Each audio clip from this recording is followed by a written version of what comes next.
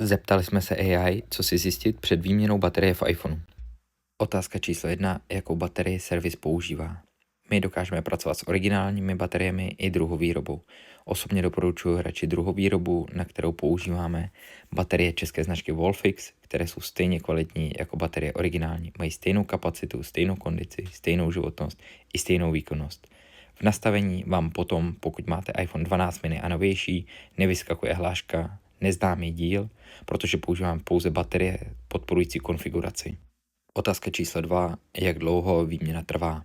Ve většině případů se bavíme o 60 minutách.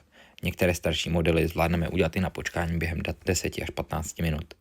Ty náročnější mohou zabrat maximálně 120 minut.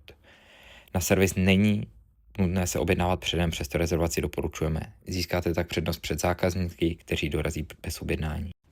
Otázka číslo 3. Dostanu na servis záruku? Jasně, na kondici baterie dostanete 6 měsíců, na její životnost a provedenou práci 24 měsíců. Otázka číslo 4. Zůstane iPhone voděodolný? Ano.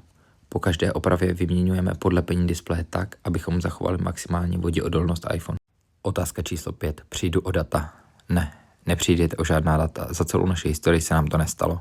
Ani po vás nebudeme požadovat heslo k Apple ID. Pokud si ovšem uděláte zálohu dat předem na iCloud, rozhodně tím nic neskazíte. Otázka číslo 6. Je uvedená cena opravdu konečná? Ano. Všechny ceny uvádíme včetně náhradního dílu i provedené práce. Otázka číslo 7. Zkontrolují stav baterie před výměnou? Ano. Dokážeme vám zkontrolovat kondici baterie, ovšem její reálnou výdrž musí poznat zákazník sám při běžném používání. Na závěr krátký checklist, který můžete před návštěvou použít.